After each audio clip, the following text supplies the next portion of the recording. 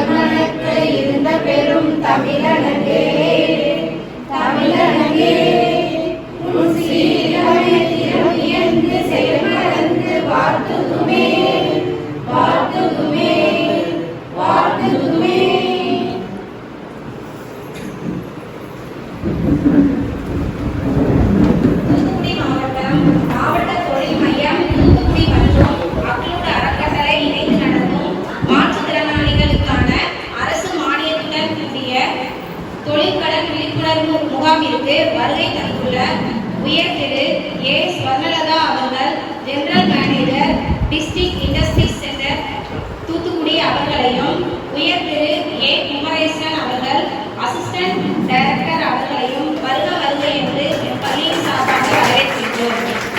மற்றும் அக்லூட் அறக்கட்டளை நிறுவனர் கே. கணேஷ் கனகராஜ், அக்லூட் சிறப்பு பள்ளி தாளாளர் அவர்களையும் வருக வருக என்று வரவேற்கின்றேன்.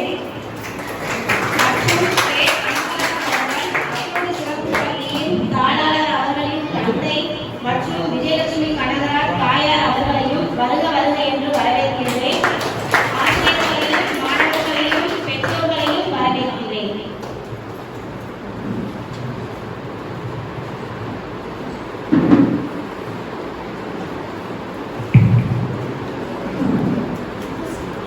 அனைவருக்கும் இனிய காலை வணக்கம்.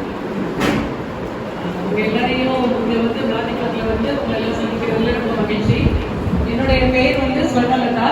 நான் தூத்துக்குடி மாவட்டத்தில் மாவட்ட தொழில் மையத்துடைய பொது மேலாளராக இருக்கிறேன். மாவட்ட தொழில் மையம் அப்படின்னு ஒரு ஆஃபீஸ் எல்லா மாவட்டத்திலையும் அந்தந்த மாவட்டத்தோட தலைநகரில் ஒரு ஆஃபீஸ் இருக்கும். நம்ம ஆஃபீஸ் எங்கே இருக்குது அப்படின்னு சொல்லி பார்த்தோம்னா, கலெக்டரேட்டுக்கு முன்னாடி அந்த பைபாஸ் ரவுண்டான பாலத்துக்கு கீழே இருக்குது நம்ம ஆஃபீஸ். சிலருக்கு தெரிஞ்சிருக்கலாம், சிலருக்கு தெரியாமல் இருக்கலாம். நம்ம ஆஃபீஸில் என்ன பண்ணுறோம் அப்படின்னு சொல்லி பார்த்தோம்னா, சொந்தமாக தொழில் தொடங்குறதுக்கு, அதாவது சுய தொழில் தொடங்குறதுக்கு எல்லாருக்கிட்டையுமே கையில் காசு இருக்குமா அப்படின்னு கேட்டால் இருக்காது. சிலர் வச்சுருப்பாங்க, நிறைய பேர்கிட்ட காசு இருக்காது. ஸோ ஏதாவது ஒரு அரசாங்கத்தால் அந்த இதுக்கு உதவி செஞ்சோம்னா, நீங்கள் சொந்தமாக ஒரு தொழில் தொடங்கி வாழ்க்கையில் முன்னேறதுக்காக இது அரசாங்கம் நிறைய திட்டங்கள்லாம் செயல்படுத்திட்டு வரோம். அந்த திட்டத்தில் மூலமாக மானியத்தோட கடன் கொடுக்குறோம். அதில் என்ன அப்படின்னா, பொதுவாக எல்லாருக்கும் வியாபாரம், உற்பத்தி, சேவை, இந்த மாதிரி நிறைய தொழில்கள் இருக்கு. தொழில்களை அந்த மாதிரி பிரித்து கொடுக்குறோம். வியாபாரம்னா என்ன அப்படின்னா, ஒரு இடத்துல ஒரு எங்கே கிடைக்குதோ, இப்போ உதாரணத்துக்கு துணி வியாபாரம் பண்ண போகிறீங்க அப்படின்னா மதுரையில், ராஜபாளையத்தில், இல்லை சூரத்தில் எங்கேயாவது துணியை வாங்கி அதில் ஒரு லாபம் வச்சு விற்கிறது. அதே மாதிரி அரிசி கடை, சின்ன மளிகை கடை, சைக்கிள் கடை, ஒரு பொருளை வாங்கிட்டு அதில் ஒரு சின்ன லாபத்தை வச்சு நம்ம விற்றோம்னா அது பேர் வியாபாரம்.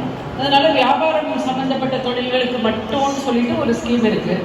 அதே மாதிரி சேவை தொழில் அப்படின்னா என்ன அப்படின்னு சொல்லி பார்த்தோம்னா, நம்ம வந்து ஒரு கிரைண்டர் வச்சு வீட்டில் வச்சு இட்லி தோசை மாவு அரைச்சி கொடுக்கறது, பியூட்டி பார்லர் பண்ணுறது, கம்ப்யூட்டர் சென்டரு, அப்புறம் இந்த கல்யாண வீடுக்கெல்லாம் சேரு, பாத்திரம், டேபிள் இதெல்லாம் வாடகைக்கு விடுறது, தையல் தொழில், இந்த மாதிரி தொழில்கள்லாம் சேவை தொழில்களில் வரும்.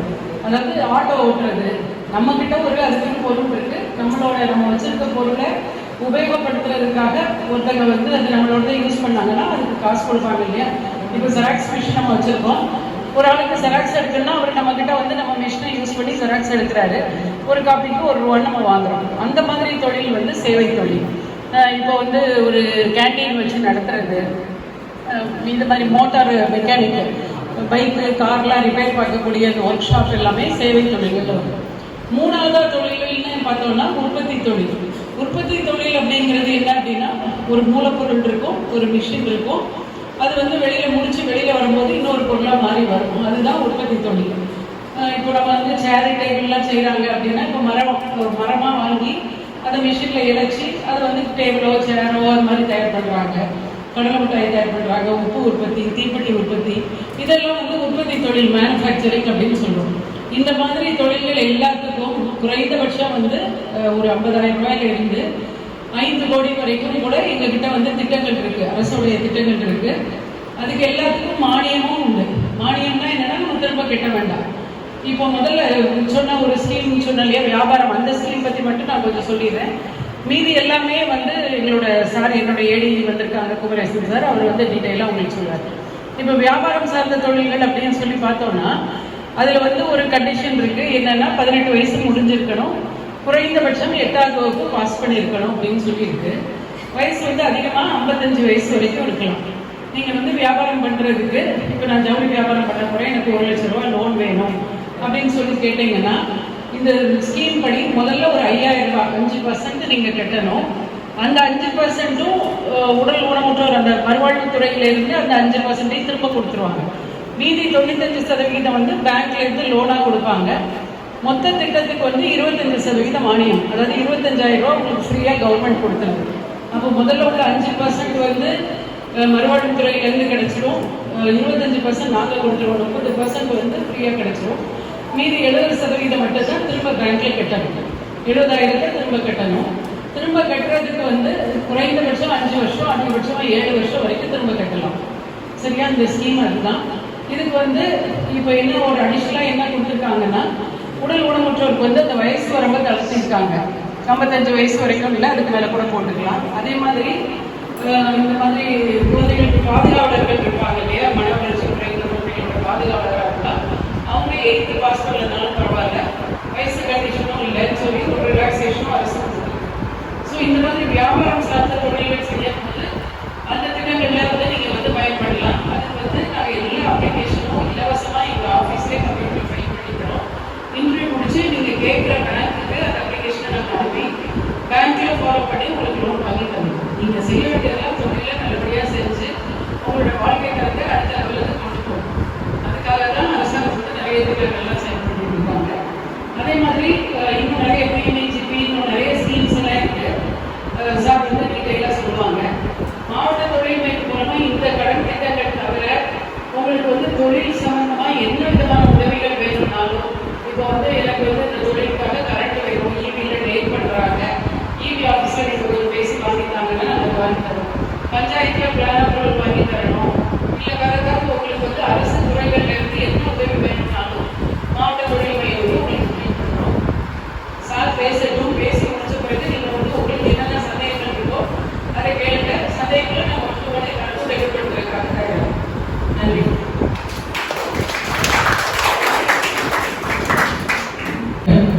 அப்துல் அறக்கட்டளை நிர்வாகிகளே, எங்கள் பொதுமேலாளர்களே, இங்கே வருகை தந்திருக்கின்ற மாற்றுத்திறன் படைத்த நண்பர்களே, சகோதர சகோதரிகளே, உங்கள் அனைவருக்கும் மாவட்ட தொழில் மையத்தின் சார்பில் வணக்கங்களை தெரிவித்துக் கொள்கின்றேன். எந்த காரியமும் வெற்றியடா, எடுத்த காரியம் யாவதும் வெற்றி என்பார் பாரதியார். நம்பிக்கை நாற்று மட்டும் கையில் இருந்தால் உதிர்ந்து போன பூக்கள் கூட ஒவ்வொன்றாய் கொட்டிக் கொள்ளும் என்பார் கவிஞர் மேத்தா. முயற்சி திருவினையாக்கும் என்பார் வள்ளுவ பெருந்தகை 1000 ஆண்டுகளுக்கு முன்பே. முயன்றால் முடியாதது எதுவுமே இல்லை. 5 அடி படைத்த உயிரினங்கள் முதல் 6 அடி படைத்த மனிதன் கூட தன் உடலோடு கொட்டிக் கொள்வது தன்னம்பிக்கை மட்டும்தான். நம்மில் எல்லோரிடத்திலும் தன்னம்பிக்கை இருந்தால் மட்டும்தான் தைரியமாக எந்த பிரச்சனையும் நம்ம எதிர்கொள்ள முடியும். ஒரு கிளையில் ஒரு பறவை உட்கார்கிறது என்றால் அது அந்த கிளையை நம்பி உட்கார்வதில்லை, தன் இறக்கையை நம்பிதான் உட்கார்கிறது இல்லையா? அதே மாதிரி இங்கே பாறை இடுக்குகளில் இருந்து வெளிவரும் செடிகள் போல உடல் உறுப்புகளில் ஊனம் இருந்தாலும் பாறையை விட பாறை போட்டு நிலை குலையாத மனம் படைத்த மாற்றுத்திறனாளிகள் நீங்கள். ஒவ்வொரு நாளும் நீங்கள் நடந்து போன பாதையில் கடந்து போன நிகழ்வுகள், ஒரு சொல்லோ ஒரு பார்வையோ உங்களை உதாசீனப்படுத்தி இருக்கலாம். வார்த்தைகளின் வன்முறைகளிலிருந்து வன்முறைகள் உங்களை பாதித்திருக்கலாம். அதையெல்லாம் தாண்டி அனைத்து பிரச்சனைகளையும் மனதோடு உள்வாங்கி புன்னகையோடு வெளிப்படர்ந்து நாளும் சவால்களை எதிர்கொண்டிருக்கின்ற மாற்றுத்திறனாளி அன்பர்களே, உங்களுக்கு வாய்ப்புகள் ஏராளம் இருக்கின்றன. அரசும் சரி, அரசு சார்ந்த துறையும் சரி உங்களுக்கு உதவுவதற்கு தயாராக இருக்கின்றன. எத்தனையோ வாய்ப்புகளும் இருக்கின்றன. உங்கள் முன் பார்த்தீங்கன்னா கலங்கரை விளக்காக எத்தனை பேர் மாற்றுத்திறன் படைத்தவர்கள் எல்லாம் சாதித்து காட்டியிருக்கிறார்கள். ஒரு மனிதன் உதாரணத்தில் முடியுமா, கையில்லை கால் இல்லை, அவரால் வாழ முடியுமா, பேச முடியுமா, இல்ல உழைக்க முடியுமா, மன உறுதியோடு சவால்களை எதிர்கொள்ள முடியுமா என்று கேட்டால் ஆம். நிக் வாய்சன் என்ற ஒரு நபர், அவர் இன்னைக்கு பாத்தீங்கன்னா கையில் பிறக்கும்போது கையில் இல்லை காலும் இல்லை, ஆனால் உலகமுக்கும் சுற்றி திரிந்து நம்பிக்கை தொடர்ந்த மனிதர்களுக்கு நம்பிக்கை ஊட்டி கொண்டிருக்கின்றார். அதே மாதிரி ஜெரினா காக்கஸ் என்கிற ஒரு அம்மா, அமெரிக்காவில் பிறந்தது. இந்த அம்மா பாத்தீங்கன்னா பிறக்கும்போது கை இல்லை. அவங்களுடைய ஒரே ஏம் நான் ஆகாயமான ஓட்டணும். கரெக்டா 2008 பாத்தீங்கன்னா 10,000 அடி உயரமான ஆகாய விமானத்தை ஓட்டி கின்னஸ்ல இடம் பெற்றிருக்காங்க. அதனால நீங்க இப்ப என்ன ஆகணும், தொழில்துறையில நிறைய வாய்ப்பு இருக்கு, என்ன ஆகணும் என்றால நீங்க முடிவு பண்ணணும். உள்ள படிச்சு இல்ல பண்ண போறீங்களா, இல்ல ஒரு தொழில் தொடங்க போறீங்களா, இல்ல ஒரு பாடம் என்ன நம்ம ஆக வேண்டும் என்கிற திடமாக முடிவெடுத்துக் கொண்டு விவேகானந்தர் பெருந்தகை சொல்லுவாய், எண்ணத்திலும் நம் திண்ணத்திலும் எல்லா செல்களிலும் எது ஆக வேண்டும் என்பதை நம்மோடு நம் செல்களில் ஊற வைத்து அதற்கு ஏற்றாற்போல் நீங்கள் நடந்தீர்களானால் நிச்சயமாக நம்ம வெற்றியை எட்ட முடியும். நாம் வீட்டெல்லாம் பார்த்துருக்கோம், இந்த ஒரு புழு மாதிரி இருக்கும், இந்த குடல் போய் யாருமே கொட்டிக்கிட்டே இருக்கும். இந்த புழு என்ன நினைச்சிருக்கோம்னா இந்த குடலையை கூட பாய்த்துக்கிட்டே இருக்கும். ஆனா கொஞ்ச நாள்ல பாத்தீங்கன்னா அந்த புழுவும் அந்த குடமையா மாறிடும். நம்ம எது ஆகணும் என்று நினைக்கிறோமோ அதற்காக திட்டமிட்டு உழைத்தால் நிச்சயமாக உங்களுக்கு எண்ணற்ற வாய்ப்புகள் காத்திருக்கின்றது. முடியுமா என்பது கோழைதனம், முடியாது என்பது முட்டாள்தனம், முடியும் என்பது மட்டும்தான் ஒரு மூலதனமாக இருக்க வேண்டும். நிச்சயமாக நம் எல்லாராலையும் முடியும். உலகத்தில் பிறந்த எல்லா உயிர்களும் ஏதோ ஒரு உடல் குறைபாடு இருந்தால் மறு இதுல அவங்களுக்கு ஏதோ பெரிய எல்லாரும் சமமா தான் இறைவன் படைக்கிறான். அப்படி பார்க்கும்போது ஒரு பள்ளி இருக்குது, அது வாழ இருந்து போச்சு, அது வாழவா இருக்கிறது, அது வாழ்ந்து கொண்டுதான் இருக்கிறது. மனிதர்கள் எல்லோரும் நம்மகிட்ட நடமாடக்கூடிய எல்லோரும் நம்ம நினைக்கிறோம் அவங்க நம்ம மாதிரி மாற்றுத்திறன் படைத்தவர்களா இருந்தால் மட்டுமல்ல, இப்ப எண்ணற்ற மனிதர்கள் நம்மகிட்ட உலாகி கொண்டுதான் இருக்கிறார்கள். பார்த்தா மனிதர்களாக இருக்கிறார்கள். அவங்களை எல்லோரையும் கவலை தாயும் சவலை பிள்ளைகளாய் மனநோயோடு இருக்கின்ற மனிதர்கள் எத்தனையோ நம்ம கூட இருந்துதான் இருக்காங்க. ஆனா அதெல்லாம் மீறி ஏதோ ஒரு உறுப்பில் குறைபாடு இருந்தாலும் உறுதியான உள்ளத்தோடு வாழ்க்கையின் நாட்களை தினம் தினம் எதிர்கொண்டிருக்கின்ற மாற்றுத்திறனாளி அன்புகள் பிள்ளைகளே, உங்களுக்கெல்லாம் பாராட்ட வேண்டும். சில நேரங்களில் உங்களுடைய செயல்பாடுகள் உங்களை இயக்குவதோடு மற்றவர்களையும் வியக்க வைக்கிறது. இந்த மாதிரி ஒரு நிலைக்கு நீங்கள் உங்களை உயர்த்திக் கொள்ள வேண்டும். இப்ப பாத்தீங்கன்னா ஒரு சின்ன கதை மட்டும் சொல்றேன்.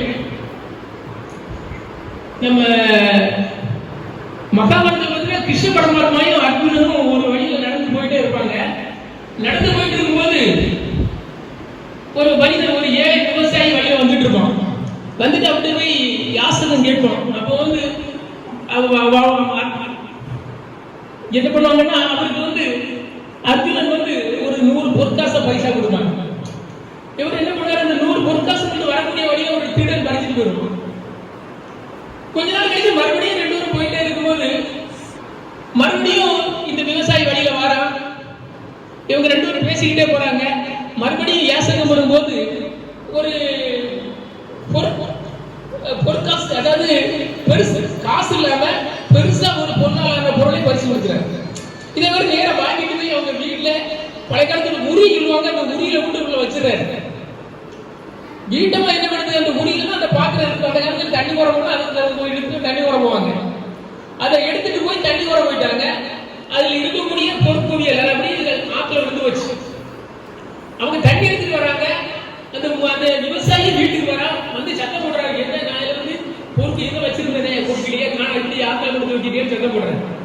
சரி, கொஞ்ச நாள் கழிச்சு மறுபடியும் இவங்க கிருஷ்ண பரமாத்மா அர்ஜுனன் அப்படி நடந்துட்டே போறாங்க. இந்த விவசாயி மறுபடியும் வழியில போறான்.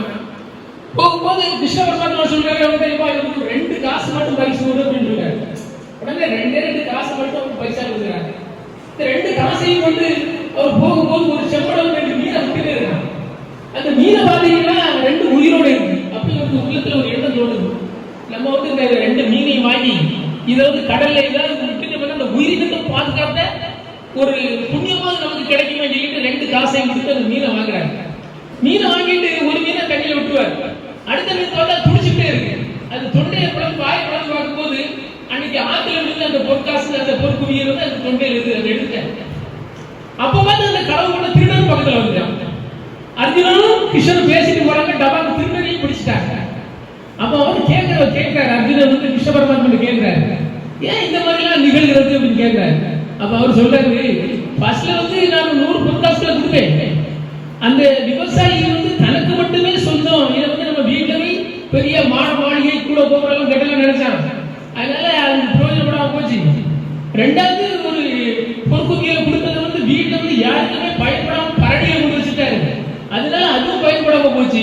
3வது 2 காசை கொடுத்தோம். இதுல வந்து தன்னை விடுத்து பிறரை சிந்திக்கிறார். இந்த அக்னியோட அறக்கட்டளையும் அவர்களை சார்ந்து எப்போ மனிதன் வந்து பிறரை பற்றி சிந்திக்க நினைக்கிறாரோ அப்பதான் அவன் வாழ்ந்ததனுடைய அவன் பிறந்ததனுடைய பயனை அடைய முடியும். ஒரு வகுப்பறையில பாத்தீங்கன்னா ஒரு ஆசிரியர் வந்து கொஞ்சம் பலூனை கொடுக்குறாங்க. எல்லாத்தையும் ஊதி பெருக்கிட்டாங்க. ஊதிக்கு ஒரு ரூம்ல வந்து அந்த பலூனை எல்லாம் போட்டு இந்த ஸ்டூடெண்ட்ஸ் எல்லாம் போய் உங்களுடைய பலூனை தேடி எடுங்க. எல்லா பலூனையும் பேர் எழுதிருக்கு. இவங்க போய் ஒவ்வொரு பலூனா வந்து அந்த ஃபேன் காத்துல அதிகமா பறந்துருக்கு. ஒண்ணுமே முடிக்க முடியல. கொஞ்ச நேரம் ஓடிக்கிட்டு வந்து எல்லாரும் ஓஞ்சி போயிடுறாங்க. அப்பதான் அந்த ஆசிரியர் வேற எல்லாம் முடிச்சுட்டா கேட்கிறாரு. ஏன்னா யாருமே ஒண்ணுமே எடுக்க முடியல. கடைசியா ஆசிரியர் சொல்றாரு, ஃபேன் ஆஃப் பண்ணுங்கன்னு சொல்றாரு. நீங்க செய்யற பெரிய தப்பு இதுதான். நான் என்ன சொன்னேன், பேரெழுத பலூனை எடுத்து சொன்னேன். ஆளுக்கு ஒரு பலூன் எடுத்துருந்தா போதும். யாருக்கு பேசுறதோ அவங்களுக்கு கொடுத்துருந்தீங்கன்னா நிச்சயமாக எங்களுடைய பலூன் கிடைச்சிருக்கும். அதனால மனிதராக பிறந்த எல்லோரும் பிறரை பற்றி நம்ம சிந்திக்கக்கூடிய அளவுக்கு இந்த அறக்கட்டளை போல எல்லோரும் உதவக்கூடிய மனப்பான்மை மிக்கவர்களாக இருக்க வேண்டும் என்று இந்த நல்ல வேலையில் உங்களை எல்லாம் கேட்டுக்கொண்டு பொதுமேலாளர்கள் சொன்ன மாதிரி வேற என்னெல்லாம் திட்டங்கள் இருக்குதுன்னா மாவட்ட தொழில் மையத்துல பாரத பிரதமருடைய வேலைவாய்ப்பு உருவாக்க திட்டம் இருக்கிறது. இதுல படித்தானவங்க சேவை சார்ந்த தொழிலுக்கு 5 லட்சமும் உற்பத்தி சார்ந்த தொழிலுக்கு 10 லட்சமும் கடன் வாங்கிக்கலாம். 8ஆம் கிளாஸ் பாஸ் பண்ணியிருந்தீங்கன்னா சேவை சார்ந்த தொழிலுக்கு 20 லட்சமும் உற்பத்தி சார்ந்த தொழிலுக்கு 50% கடன் கிடைக்கும். இது கிராமப்புறங்களில் பார்த்தீங்கன்னா உங்களுக்கு எஸ்சி எஸ்டி லேடிஸ் மைனாரிட்டிஸுக்கு 35 விழுக்காடு மானியம் இருக்கிறது. மற்ற டவுன் பகுதிகளுக்கு 25 விழுக்காடு மானியம் இருக்கிறது. கிராமப்புற பொருளாதாரத்தை மேம்படுத்த வேண்டும் என்ற உயிரை சிந்தனையில மத்திய அரசு திட்டத்தை கொண்டு வந்திருக்காங்க. இதுல எல்லா விதமான தொழில்கள், இப்போ நம்ம சொன்ன மாதிரி கம்ப்யூட்டர் சர்வீஸ், எல்லா சேவை தொழில்கள், பொருட்கள் வாங்கி வாடகை விடுறது, இந்த மாதிரி சர்வீஸ் சார்ந்த தொழில்கள் பண்ணிக்கலாம். உற்பத்தி சார்ந்த பொருட்கள், ஏதாவது கார் பிளாக் பண்ண போறோம், இல்லை ஒரு பேப்பர் பிளாக், எந்த இண்டஸ்ட்ரீஸ் வேணாலும் பண்ணலாம். இந்த மாதிரி வாய்ப்புகள் இந்த பிஎம்இ திட்டத்தில் இருக்கு. ஒரு முறை கடன் வாங்கினா 2வது 18% விழுக்காடுல சேவை சார்ந்த தொழிலுக்கு 20 லட்சம், இண்டஸ்ட்ரீஸுக்கு 1 கோடி ரூபாய் கொடுக்குறாங்க. இது ஒரு திட்டம். இதை தவிர எஸ்சி எஸ்டிக்காக ஒரு திட்டம் வச்சிருக்காங்க. அந்த திட்டத்தில் பார்த்தீங்கன்னா 35 விழுக்காடு மானியம் இருக்கிறது, 6% வட்டி மானியம் இருக்கிறது. அந்த மாதிரி யாராவது இந்த பகுதியில் பயன்பெற நினைச்சாலும் நீங்க மாவட்ட தொழில் பேரில் அவங்களுக்கு அங்கெல்லாம் எல்லா தொழில்களுக்கும், அவங்களுக்கு வியாபார தொழிலுக்குன்னா 15 லட்சத்துக்கு மேலே போட முடியும். இண்டஸ்ட்ரி சர்வீஸ் எல்லாத்துக்குமே போடலாம். கடன் வாங்குறது முதல் கட்டி முடிக்கிறது 35 விழுக்காடு மானியம் அவர்களுக்கு கிடைக்கும். 6% வட்டி மானியம் கிடைக்கும். பெருந்தொழில்களும் உண்டு. நீட்ஸ்ங்கிற ஒரு பெருந்தொழில் 10 லட்சத்துக்கு மேல் 5 கோடி ரூபாய் வரைக்கும் போடக்கூடிய திட்டம். இதுல 25 விழுக்காடு ஃப்ரண்ட் அண்ட் சப்சிடி. லோன் பஸ்ல பிசினஸ் எல்லாமே பாதி கொடுப்பாங்க. கவர்மெண்ட் ஆபரேஷன் வந்து அடுத்த பாதி கொடுத்துருவாங்க. லோன்ல ஃபர்ஸ்டே இதை அட்ஜஸ்ட் பண்ணிடுவாங்க. அந்த மாதிரி இதுலயும் சேவை சார்ந்த தொழில்களும் உற்பத்தி சார்ந்த தொழில்களுக்கு மட்டும் உண்டு. 5 கோடி ரூபாய் வரைக்கும் பெருந்தொழில்களும் பண்ணலாம். நீங்க அதாவது தொழில் தொடங்க வேண்டும் என்று நீங்கள் நினைத்தீர்களானால் நீங்க மாவட்ட தொழில் மையத்திற்கு நீங்க தைரியமா வரலாம். வந்தாச்சுன்னா முதலுக்கு நாங்கள் காத்து கொண்டு இருக்கிறோம். வெள்ளை காகிதம் உள்ள கொண்டோரே, கண்ணன் தோடமெல்லாம் நெஞ்சிக்கு சொந்தக்காரர்களே, எழுதுகில் இமயம் குன்றில் தூக்குகிறது, உன் விதியை படைப்பவன் நீயே அறிந்து கொள். தோல்விகள் உங்களிடம் தோக்கட்டும், வெற்றிகள் உங்களிடம் வாழ்க்கட்டும் என்று உங்களையெல்லாம் வாழ்த்தி நட இன்று மட்டுமல்ல நாளையும் உங்களோட இருந்தார். வெற்றி தேவதை உங்கள் ராசத்தை தொடுவதை நட கல்லாய் உள்ளாய் மண்ணி நடந்தால் தோல்வி உங்களுக்கு ஒரு தூக்குவாகட்டும் என்று உங்களையெல்லாம் வாழ்த்தி சாதனை செடிகளின் முன் பூத்திருக்கும் மனித பூக்கள் நீங்கள். உங்களுக்கு நீங்கள் எல்லோரும் எதிர்பார்ப்பது, பிறரிடமிருந்து எதிர்பார்ப்பது அன்பை மட்டும்தான். அல்லாஹ்வை அல்ல. உங்களுக்கு உதவுவதற்கு இந்த மாதிரி அமைப்புகளும் அரசு துறையும் தயாராக இருக்கின்றது. நீங்களும் ஒரு வரலாறை வாழ உங்களை எல்லாம் வாழ்த்தி இந்த அருமையான வாய்ப்புக்கு நன்றி கூறி விடைபெறுகிறேன். நன்றி.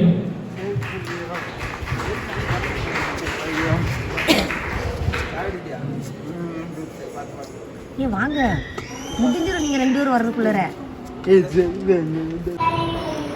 கலர் அடிச்சது கூட அங்கதான் இருக்கு. டிபார்ட்மெண்ட்ல பேசி மாற்றுத்திற கலைகளுக்கு சரி, அது பைக்குக்கு தனியாக நீங்கள் அதை அப்ளை பண்ணி வாங்கிடலாம். நாங்கள் இந்த பெட்டிக்கடை நீங்கள் சொன்னீங்கல்ல, பெட்டிக்கடைக்கு நம்ம ஆஃபீஸ் மூலமாக லோன் உண்டு. அதுக்கு 25% மானியம் கிடைக்கும். இப்போ நீங்கள் 50,000 ரூபா போட்டீங்கன்னா அதுக்கு 25%, முதல்ல ஒரு 5% கவர்மெண்ட் ரிலீஃபாக கொடுத்துருவாங்க. மீதி உங்களுக்கு மட்டும்தான் நீங்கள் திரும்ப கேட்கலாம். சரியா?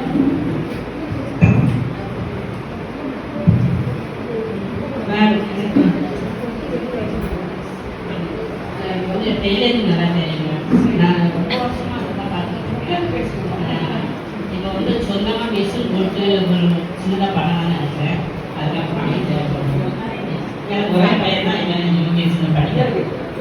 ஒரு மிஷின் மட்டும் ஒரு பையன் இல்லை, மிஷின் வந்து ஒரு 10 மிஷின் ஒரு சின்ன வியாபாரம் மாதிரி பண்ணுறேன். இடம் இருக்கா?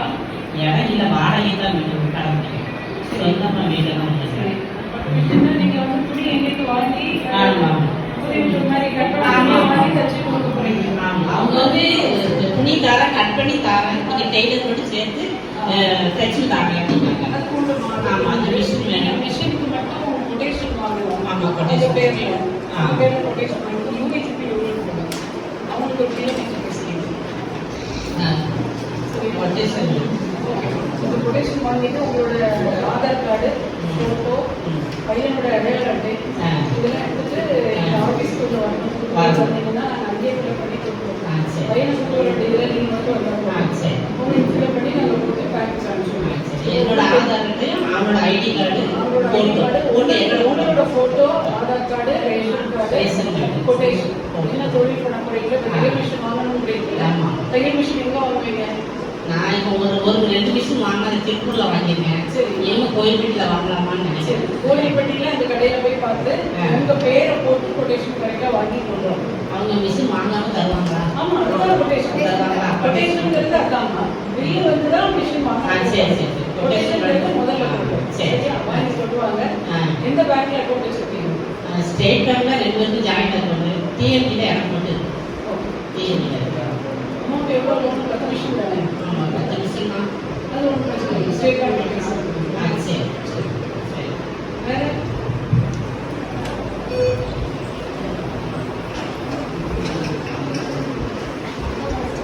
Good afternoon.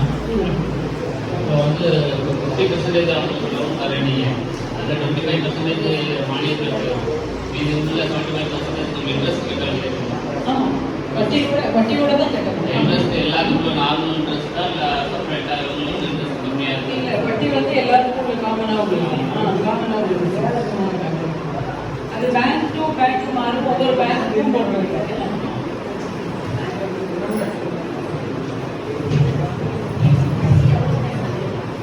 வட்டி 9% 12% வரைக்கும் லோன் அமௌண்ட்டை பொறுத்து இருக்குமா. சொத்து ஜாமீன் வராது. சரியா, சொத்து ஜாமீனும் கேரண்டாரும் வேண்டியதில்லை. 10 லட்சம் வரைக்கும் எந்த கேரண்டியும் தேவையில்லை உங்களுக்கு. அதனால அதில் ஸ்கீமில் போட்டுக்கணும். மேடம் வீட்டுக்கு அப்ரூவல் ஆகல, கொடுக்க மாட்டேங்க. பேசணும் 30,000 கேட்காரு, கையெழுத்து போட்டுருக்கு. இல்லை, வீடுக்கு அப்ரூவல் நம்ம இதில் வராது. தொழில் நிறுவனங்களுக்கு மட்டும்தான் நாங்கள் இது பண்ணுவோம். வீட்டுக்கு வந்து நீங்கள் நேரடியாக பஞ்சாயத்து தலைவர் அந்த மாதிரி தான். ரொம்ப 1000 அதுதான், அது நாங்கள் வீடுகளுக்கு இது பண்ணுறது இல்லை. நீங்கள் வந்து இப்போ ஒரு தொழில் நிறுவனம் வைக்க போறீங்கன்னா அதுக்கு பெர்மிஷன் வாங்குறது தான் நாங்கள் வாங்கி கொடுப்போம். சரி, ஆடுலாம் பண்ணிக்கிறோம். ஆடுக்கா? எத்தனை ஆடு? ஒரு 10 ஆடு. 10 ஆடு. எவ்வளோ அமௌண்ட் வரும்? ஒரு 50,000. 50,000 ரூபாயா?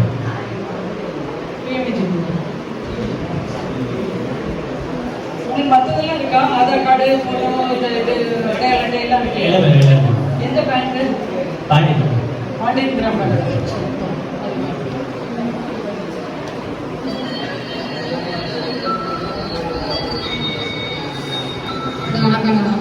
செராக்ஸ் மிஷின் செராக்ஸ் மிஷின்னா பக்கத்துல ஸ்கூலு இல்லை தாலுகா ஆஃபீஸு அந்த மாதிரி ஏதாவது ஒரு இடத்து பக்கத்துல போட்டீங்கன்னா ஓடும். ஏன்னா உங்களுக்கு திரும்ப லோன் கட்டுற மாதிரி இருக்கணும். அடிக்கடி செராக்ஸ்க்கு தேடி ஆடுற மாதிரி இருக்கும். எங்கள் ஊர்ல இருந்து யாருக்குமே இல்லை மேடம். சரி, அதனால அங்க உள்ளவங்க எல்லாருமே எதிர்த்தாலே கேட்குறாங்களா? கேட்குறாங்க. நீங்க அதை மட்டும் கொஞ்சம் பார்த்துக்கோங்க. ஏன்னா மற்ற தொழில்னா பரவாயில்ல, செராக்ஸை பொறுத்த வரைக்கும் டெய்லி ஒரு 100 காப்பி 200 காப்பியாவது ஓடினா தான் உங்களுக்கு கட்டுப்படி ஆகும். அதுக்காக தான் சொல்றேன். ஏன்னா ஊர்ல டெய்லி எவ்வளோ எடுப்பாங்க, அவ்வளோ வருமாங்க. ஏற்கனவே இந்த கம்மம் வேலைக்காரங்களே எடுப்பாங்க. சரி, மற்றபடி இந்த ஆதார்ல நிறைய எடுக்கிறாங்க. அதுக்கெல்லாம் நீங்க ஒரு சிம்பிளா பிரிண்டரே போதுமா? ஏன்னா அதான் சிம்பிளா தான் போதும். ஒரு பிரிண்டரே போதும். ஏன்னா நீங்க ஜெராக்ஸ் போட்டீங்கன்னா அவ்வளோ லாபகரமா இருக்குமான்னு தெரியல. எப்போவாது வர்றதுக்கு அது சரியா வராது. தையல் மிஷின் வச்சிருக்கேன், தையல் தச்சிருக்கேன் பக்கத்துல. ஜெராக்ஸ் கடை எங்க ஓடும்னா பத்திரம் ஆஃபீஸ் பக்கத்துல இருக்கணும். அப்படி இருந்தாதான் ஓடும் ஜெராக்ஸ் கடை. ஏன்னா மற்றபடி இப்போ எல்லாருமே வீட்டில் பிரிண்டர் அந்த மாதிரி எதாவது இருக்கிறதுனால மேக்ஸிமம் வர்றதில்லை. கிராம பகுதிகளில் எப்போவாவது வருவாங்க உங்களுக்கு. நீங்கள் லோன் வாங்கி அது திரும்ப கட்டுற அளவுக்கு அது ஓடுமா அப்படிங்கிறத பார்க்கணும். தையல் ஓகே, தையலுக்கு எப்போதுமே டிமாண்ட் இருக்கக்கூடிய ஒரு தொழில் தான். அதனால தையலுக்கு லோன் வேணா நீங்கள் போட்டுக்கலாம். சரியா? அப்படி பிஎம் சொல்லலாம்.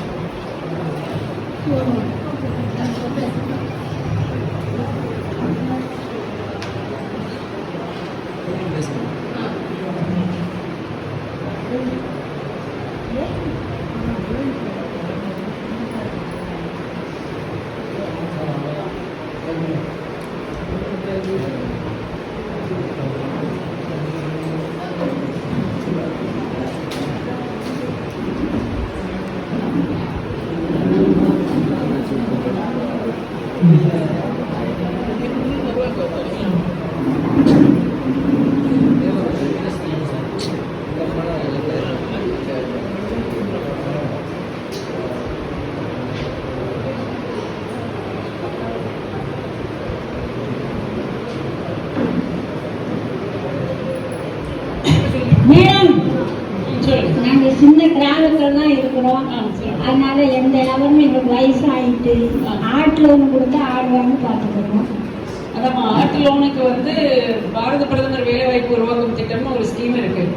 அந்த திட்டத்துல என்ன சொல்றாங்கன்னா, ஒரு ஷெட் மாதிரி போட்டு வைக்கிறதுனா கொடுக்குறோம். சும்மா வயல் மேய்க்கிறேன் அப்படின்னு சொன்னா கிடையாது. ஒரு ஷெட்டா போட்டு மாடோ ஆடோ கோழியோ பண்றதா செட்ல இருக்கு சார். சரி, செட்டு ஷெட் இருக்கு அப்படின்னு தான் உங்களுக்கு கொடுப்பாங்கம்மா. இந்த டீடைல் மட்டும் அதில் கொடுங்க. உங்களுக்கு பேங்க் எந்த பேங்க்கு? இந்த சிவகங்கை நகரம் பாண்டியந்திரா பேங்க்.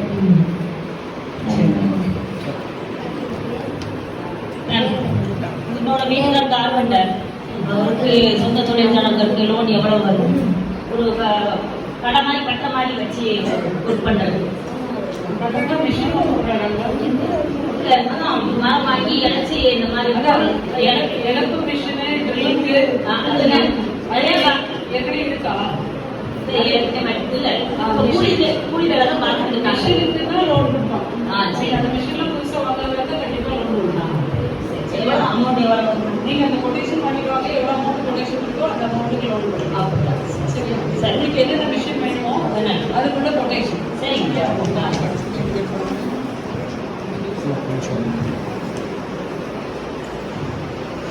வணக்கம் மேடம்.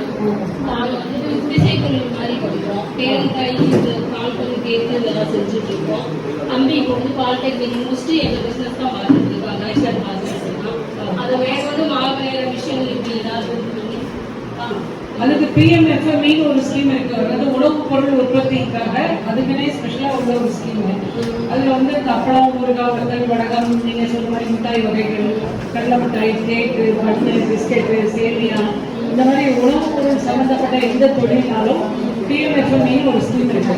அதுல நீங்க மிஷினுக்கு போட்டீங்கன்னா லாபகரமா உள்ள ஸ்கீம் அது. மிஷினுக்கு போட்டால் 35% அந்த ஸ்கீம்ல மானியம் வரும். ஸோ அதை PMFME கொடுக்கணும். நீங்க ஆபீஸ்ல இருந்து சரவணன் ஒரு சார் உங்களுக்கு கால் பண்ண வருவான். நீங்க டீடைல் மட்டும் கொடுத்துருங்க. உங்க இடத்துக்கே வந்து பார்த்து உங்களுக்கு ப்ராஜெக்ட் போட்டு அந்த ஸ்கீமுக்கு மட்டும் அப்ளை பண்ணலாம். அது சென்ட்ரல் கவர்மெண்ட் ஸ்கீம் உணவுப் பொருள் உற்பத்திக்காக பண்றோம். நீங்க பண்ண வேண்டியது அந்த கொட்டேஷன் மட்டும் வாங்கிக்கணும். நான் தம்பி பேருக்கு லைசன்ஸ் எடுத்துருக்கேன். ஓகே, FSSAI எடுத்துட்டீங்களா? அப்பாவுக்கு இருந்துச்சு, இப்போ பையனுக்கு ஒரு தம்பிக்கு எடுத்துருக்கோம். ரைட். அவங்களுக்கு அந்த ஸ்பெஷல் ஸ்கீம் இருக்கு. 35% மானியம் உணவுப் பொருள் உண்டு. அதுல போடலாம். சரி.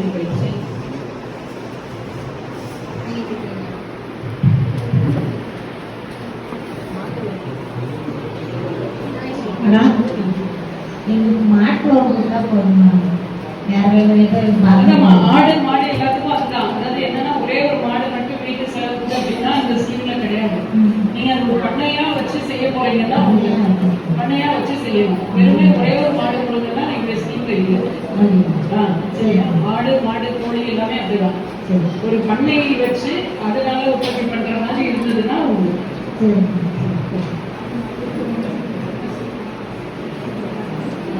வேற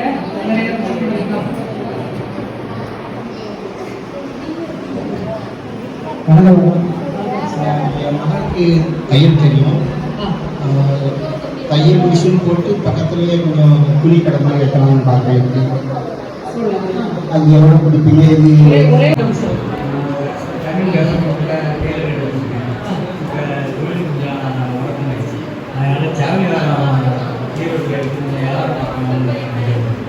ஜவுளி வியாபாரம் யார் பேர்ல கொடுக்குறீங்க? உங்க பேர்ல?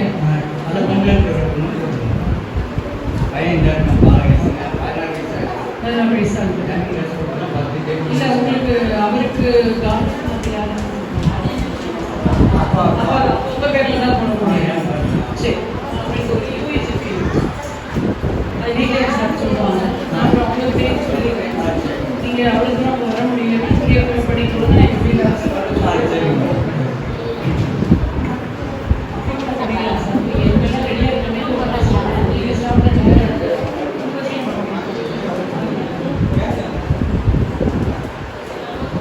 வேற யாரும் எதுவும் கேட்குறீங்களா? சந்தேகம்?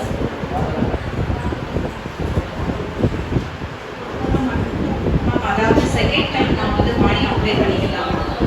எந்த ஸ்கீம்? அதாவது ஃபர்ஸ்ட் வந்து நான் கரிமுதலுக்காக அப்ளை பண்ணி வாங்கிட்டேன். மானியம் வாங்கி முடிச்சுட்டு PMEGP-யா UAGP இதில் கொடுப்பீங்க? அந்த 10 lakhs அது 2008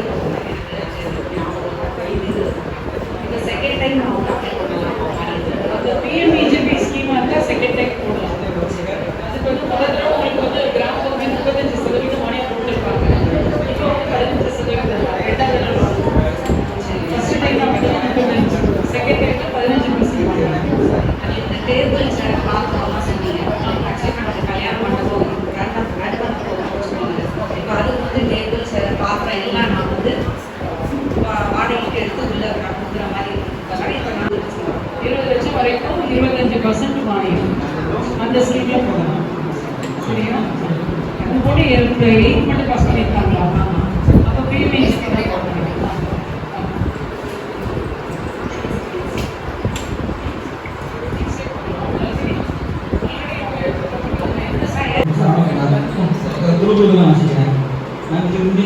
ஸ்கீமுக்கு அந்த ஆட்டோ லோன் வேண்டி தூத்துக்குடி போக சொன்னாங்க. எனக்கு ஒரு 3 வீல் ஆட்டோ வேண்டி போகலாம் பார்த்தேன். அதுக்கு என்ன போக்குவரத்து அடைய முடியல. அப்போ ஒரு நான் போயிட்டு வந்ததுக்கு மாட்டு நாளைக்கு வண்டி கூட்டு மாட்டோம் அப்படின்னாங்க. நீங்கள் சொந்தமாக ஒரு கடையை வந்து போடலாம் அப்படின்னாங்க.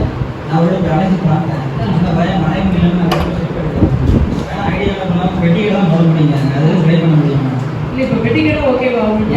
எனக்கு பிடிச்ச வரைக்கும் வண்டி தான் மாட்ட முடியும். இந்த வண்டினா இந்த இ-வெஹிக்கிள்க்கும் இப்படி இருக்கும். இ-வெஹிக்கிள் கொடுக்குறோம்.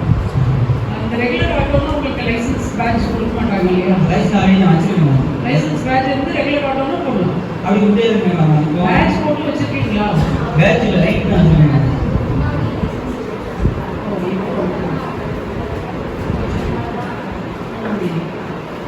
இப்போ ரீஜனில் இருக்கும்போது எனக்கு எப்போதும் பணம் பண்ண முடியும் அப்படின்னாங்க. யார் சொல்கிறா? RTO office. RTO office. நான் தூத்துக்குடியில் போயிட்டு வந்தேன். சரி சரி. ஸ்டோரூமில் கொட்டேஷன் கேட்டாங்க. கொட்டேஷன் கேட்டு பேசும்போது ஸ்டோர் மேனேஜர் பேசுகிறேன். மேனேஜர் சொன்னாலும் வந்து மார்க்கெட் நாங்கள் இப்படி லைசன்ஸ் கொடுக்க மாட்டோம். ரொம்ப பேருக்குன்னா அவங்கள வச்சு வேற மாதிரி எடுக்க முடியும். இப்போ மேக்ஸிமம் மனைவி வீட்டுக்கார முடியும் அவங்க போய் எடுக்க முடியும். ஆனால் அவங்க லைசன்ஸ் வாங்கினாங்க. எனக்கு நேரம் உதவி நேரம் பண்ண மாட்டாங்க. அப்போ நம்மளும் சீன் பண்ணி பார்த்தோம்னா பெட்டிகளை தர மாதிரி யோசனை பண்ணோம். இப்போ அதுக்கு வந்து யோசனை பண்ணாங்க. பெட்டிகளை இது பண்ணாங்க. பெட்டிகளை போட்டு உடனே போட்டுருவோம். பெட்டிகளை நான் இரும்புகளை போகலான்னு இருக்கேன். சரி போடுங்க. அது போகிறதுக்கு இடம் மாறுறது பட் அதுக்கு அட்வான்ஸ்லாம் முடிச்சுருந்தாங்க. அது கொட்டேஷன் எடுத்து எப்போ கொடுக்கணும் எனக்கு வேறு தெரியல. சார் சொன்னாங்க உங்களுக்கு அது இமேஜ் பிடிக்கிற ஸ்கீமில் நீங்கள் என்ன படிச்சிருக்கீங்க? நான் 8th சர்டிஃபிகேட் பாஸ் பண்ணிட்டீங்களா? அப்போ போகலாம். நீங்கள் ஹார்ட்வேர் பிளம்பிங் ஐட்டம் அதெல்லாம் சேர்ந்து அந்த மாதிரி பண்ணாலும் பண்ணலாம். இருப்பு கடைன்னு சொல்கிறீங்கல்ல, hardwares electrical fitting plumbing item அந்த மாதிரி சேர்ந்து பண்ணலாம் அது பண்ணலாம். நான் இருப்பு இந்த பழைய இருப்பு பாத்திரம் பிளாஸ்டிக் பிடிப்பாங்க ஆத்தர் கிடமா அந்த கிடம் சொல்லுவாங்க. அதுக்கு நீங்கள் எங்கேருந்து கொண்டு வாங்க? அதுக்கு கொட்டேஷன் வாங்க முடியாது. அதுக்கு தான் அதுதான் சொல்கிறேன். அதுக்கு கொட்டேஷன் வாங்க முடியாது இல்லை. அப்போ நம்ம ஏதோ ஒரு மளிகை கடை அந்த மாதிரியும் உண்டு. ஆத்தர் கடைக்கு நீங்கள் அங்கங்கே கலெக்ட் பண்ணுவீங்க. அங்கே யாருக்கு கொட்டேஷன் வாங்குவீங்க? அது கிடைக்காது. சரியா? சரி. ஆனால் அதே பண்ணிடுவோம். ஆனால் எல்லாரும் ஒரே நாள் வரணும். அது என்னன்னா எங்கள் ஸ்டாஃப் வந்து கீழே வச்சு பண்ணி கொடுத்துருவோம். சரியா? அந்த அதில் நோட்டீஸ்லேயே கீழே போட்டுருவோம். அதை கொஞ்சம் படிச்சு பாருங்க. ஏன்னா ஒவ்வொரு ஸ்கீம் போட்டோம்னே இருக்கும். ஆனால் அடிப்படையாக எல்லாத்துக்கும் வேண்டியது உங்களோட ஆதார் கார்டு, ரேஷன் கார்டு, நீங்கள் ஏதாவது படிச்சிருந்தீங்கன்னா படிச்சதுக்குள்ள சர்டிஃபிகேட், ஸ்கூல் டிசி ஏதாவது, ஃபோட்டோ 2 ஃபோட்டோ வேணும். அப்புறம் வந்து அடையாள அட்டை, ஊனமுற்றோருக்குள்ள அடையாள அட்டை எல்லாமே 2 ஜெராக்ஸ் வச்சுக்கோங்க. ஒரிஜினலும் கையில் வச்சுக்கோங்க. ஒரிஜினல் நாங்கள் பார்த்துட்டு உங்கள் கையிலே திரும்ப கொடுத்துருவோம். ஒரிஜினல் நாங்கள் வாங்க மாட்டோம். 2 ஜெராக்ஸ் காப்பி, ஃபோட்டோ 2 ஃபோட்டோ, அதுக்கப்புறம் கொட்டேஷன். இந்த மெயினாக லோன் போடணும்னா கொட்டேஷன் வேணும். கொட்டேஷன் வந்து சும்மா கையில் எழுதுனது இந்த சீல் இல்லாமல் ஜிஎஸ்டி இல்லாமல் இருந்தால் பேங்க்கில் அவங்க ஒத்துக்க மாட்டாங்க. நீங்கள் இப்போ உதாரணத்துக்கு தையல் மிஷின் வாங்க போறீங்கன்னா ஒரு வாரத்துக்கு பதில் ஏதாவது ஒரு கடையில் கொட்டேஷன் வாங்கி தரணும். கொட்டேஷனில் உங்களோட பேர் அட்ரஸ் கரெக்டாக இருக்கணும். யாருக்கு அந்த கொட்டேஷன் கொடுத்துருக்காங்கன்னு உங்கள் பேர் அட்ரஸ் இருக்கணும். கீழே கொட்டேஷன் எங்கள் வீட்டில் வந்து படிக்கிறோம் மேஸ்திரியாக இருக்காங்க. இப்போ வந்து அளவு மற்ற சின்ன சின்ன ஜாமான்லாம் இருக்குது. ஒரு 7 பேர் வேலை பார்க்குறாங்க. மற்ற ஜாமான் பெருசாக வாங்க அப்படின்னா கொட்டேஷன் வாங்கி கொடுத்தா பண்ணுவோம். வேலை அதாவது கலவை மிஷினு, சென்ட்ரிங்குள்ள பலகை பண்ணுறது, அது ஜாக்கி இருக்கு, உங்களுக்கு என்னென்ன வேணும் அதுக்கு கொட்டேஷன் வாங்கி போடுவாங்க. அது வந்து பிஎம்இஜிபின்னு ஒரு ஸ்கீம் 20 லட்சம் வரைக்கும் போடலாம். உங்கள் ஹஸ்பண்ட் பேர்ல அவங்க பேர்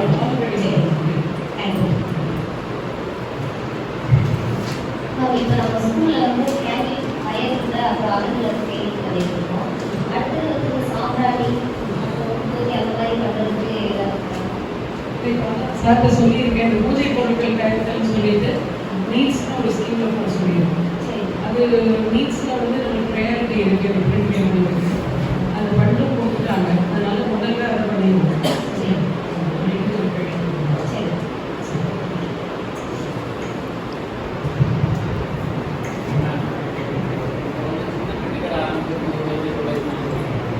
பொருள் என்னைக்கு வாங்குவீங்க? 2-3 இடத்துல இருந்தாலும் பரவாயில்ல. ஆனால் கொட்டேஷன் கண்டிப்பாக இருக்கணும். கண்டிப்பாக இருக்கணும். ஏன்னா இந்த லோனை வந்து உங்கள் கையில் அமௌண்ட்டாக கொடுக்க மாட்டாங்க. நீங்கள் எந்த கடையிலேருந்து கொட்டேஷன் வாங்கி தந்துருக்கீங்களோ அவங்க அக்கௌண்ட்டுக்கு போயிடும். நீங்கள் அங்கேருந்து பொருளாக வாங்கிக்கிட முடியும். அதனால உங்களுக்கு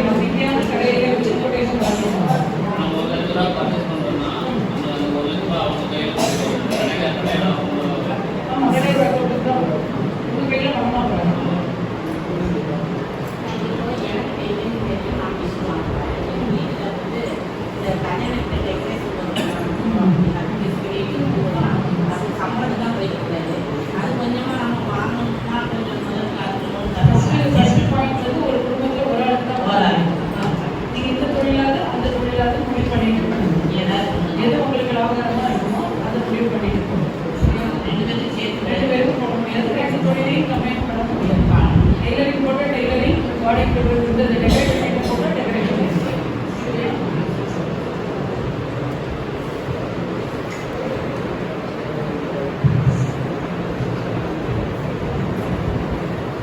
பேரண்ட்ஸ் வந்து இங்கே வந்து எல்லாரும் உங்களுக்கு தேவையான டீட்டெயில்ஸ்லாம் கலெக்ட் பண்ணிக்கிங்க. யார் எதுவும் என்ன தகவல் வேணும்னாலும் நம்ம ஸ்கூல்லேயே கனெக்ட் பண்ணி நீங்கள் கேட்டுக்கலாம். யார் அலையிறலாம் சரிங்களா? மேம் சொன்ன மாதிரி எல்லாரும் எப்படி பொண்ணோடு வரீங்களோ அன்றைக்கி நம்ம அந்த ப்ரோக்ராம் ஆரம்பிச்சிடலாம்.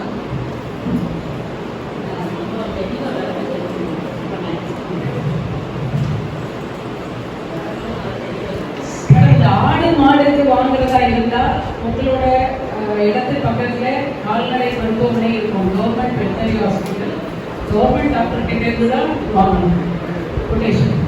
எனக்கு எதாவது சந்தையில் யாரும் எழுதி கொடுத்தாருன்னு சொல்லக்கூடாது. அவர் வெட்டரி டாக்டர் எழுதி கொடுப்பாரு.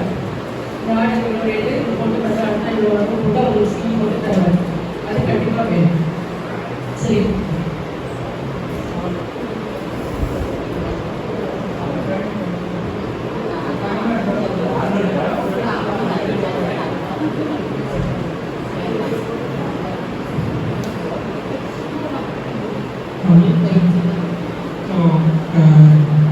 எல்லாரும் இன்னைக்கு வந்து ரொம்ப நன்றி. சொன்னா மேமும் குமரேசன் சாரும் இங்கே வந்து எல்லா ஸ்கீம்ஸை பற்றி எக்ஸ்பிளைன் பண்ணி கொடுத்ததுக்கு ரொம்ப ரொம்ப நன்றி. நான் வந்து லாஸ்ட் டைம் வந்து மேம் ஆஃபீஸ் போய் இந்த ரேட்டை ஃபிக்ஸ் பண்ணி அப்பாயின்மெண்ட் வாங்கி இதை பண்ணி கொடுத்துருக்கோம். இந்த ஸ்கீம் பற்றியோ இந்த தொழில் மையத்தை பற்றியோ லோனை பற்றியோ உங்களுக்கு வேறு எந்த டவுட் இருந்தாலும் நீங்கள் ஸ்கூலை மட்டும் அனுமதிங்க. நாங்கள் வந்து டைரெக்டாக ஆஃபீஸில் கேட்டு என்ன வேணுமோ அதை வச்சு சொல்லுவோம்.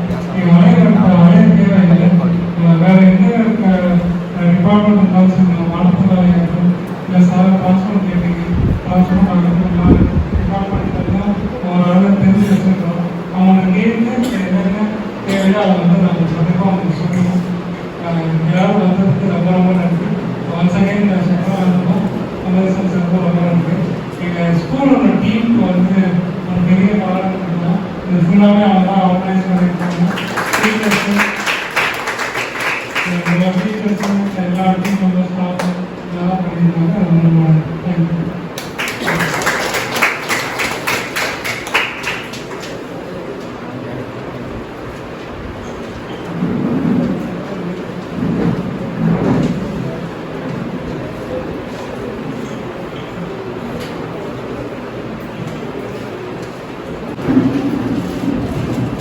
தேசியம்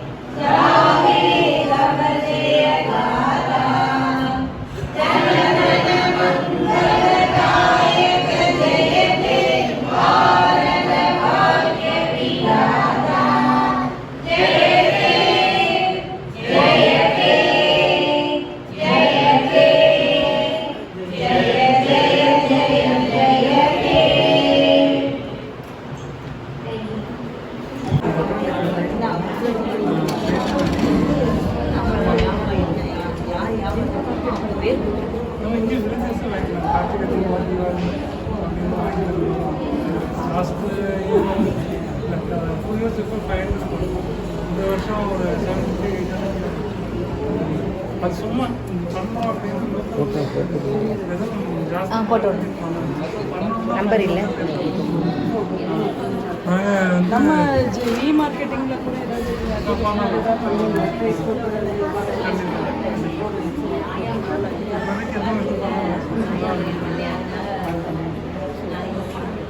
எனக்கு அந்த பிராண்டோட சேர்த்து